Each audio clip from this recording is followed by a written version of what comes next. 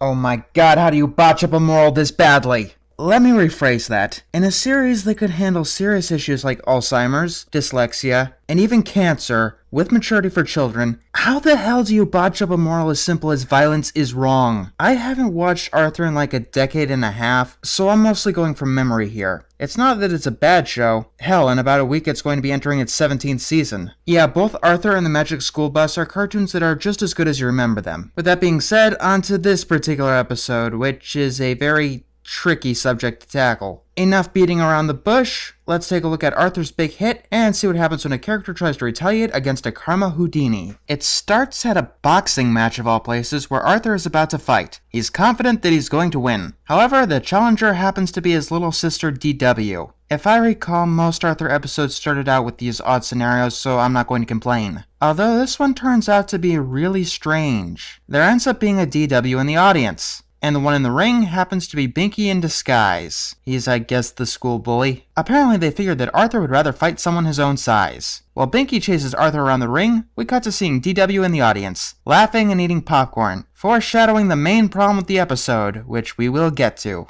The camera pans over pieces of a model plane, and DW starts asking about it, annoying Arthur. The episode puts great emphasis on her annoyance. Trust me. She spills his paint, and then sometime later she sneaks into Arthur's room and touches the plane while the paint is wet. Then she blames Arthur for getting paint on her hands. Okay kids, let's play a game called Count the Dumb Decisions. Dumb decision number 1. Arthur not telling their parents about DW repeatedly sneaking into his room and messing with his model plane. Finally, Arthur's finished the plane, and we immediately get dumb decision number 2. Him not anticipating that DW will come into his room and try to play with his model plane again. Speaking of that, dumb decision number 3. Arthur not explaining exactly why DW shouldn't touch the model plane. Oh, that's right. They can't do that because they want to make Arthur undisputedly the bad guy in this episode. Writers, it doesn't work that way. It just makes Arthur seem out of character and completely stupid.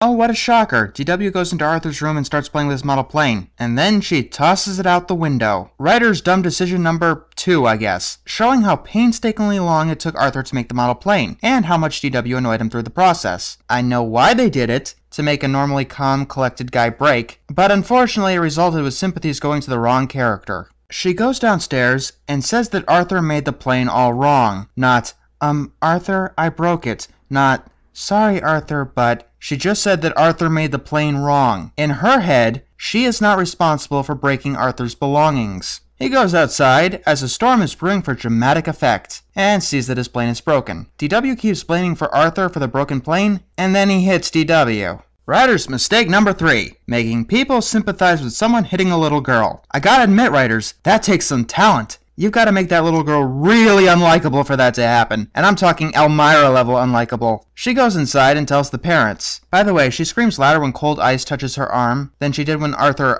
hit her. Now here's where things get muddled. Arthur doesn't want to apologize because he told DW a million times not to touch the plane. Once again, if you find yourself in that situation, tell your parents. Arthur gets grounded. What? That is so unfair! You don't even care what she did to me! We'll deal with what she did.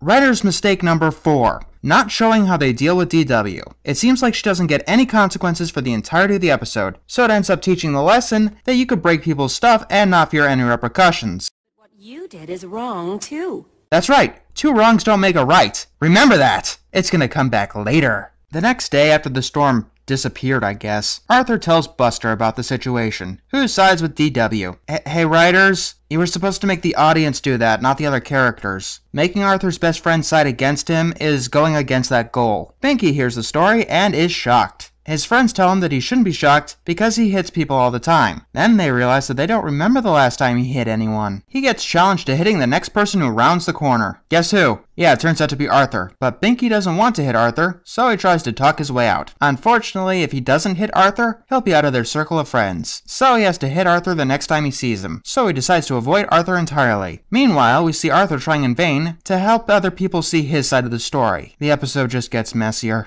This goes on for quite some time, by the way. Hey, writers, you know what this filler could be better used for? Making sure you get your damn moral right. Maybe having Arthur talk to his parents about DW annoying him? Maybe get DW's side of the story. Or how about anything else? It ends with Arthur running to Binky to give him his pen. So all of that was totally pointless. So then Binky hits Arthur on the arm.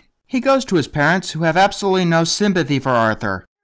Well, maybe that's how DW felt when you punched her. Haha, you're being physically bullied at school. Karma's a bitch, huh, son? Sorry I hit you. And I'm sorry I broke your plane. But what kind of a stupid plane doesn't fly? Did you have to add that line, writers? Really? You didn't want to give her apology the slightest hint of genuineness to it? No. Well, I didn't know. I'm just a child. Give me a break. Not an excuse! First of all, technically speaking, Arthur's a child too. Secondly, we teach 3-year-olds not to take other people's things, to sneak into other people's rooms, and to touch their stuff. We also teach them to have regrets for their wrongdoings. God, your parents are shit, DW. Sometime later, Binky apologizes to Arthur. What? Everybody told me I was wrong and I didn't get it, but you made me understand how bad I made DW feel. So kids, what did we learn today? This is gonna be a fun one. Let's see. The obvious moral is that 2 wrongs don't make a right, but 3 definitely do. But that's too simple. Let's see what they really meant. It's not okay to hit a family member where things can be dealt with within the family, but you can hit strangers. That's totally okay. It's also okay to hit people due to peer pressure, but not because someone is annoying you. Or maybe it's okay to hit people as long as you apologize afterwards. Or maybe the moral is, don't do anything against a sibling who's annoying you, or else your friends will abandon you, a bully will hit you, and your parents won't do jack shit on your behalf. Fuck this episode. It's an episode who makes someone who hits a random kid due to peer pressure the most likable character of the bunch, and the episode sides with him. What the hell?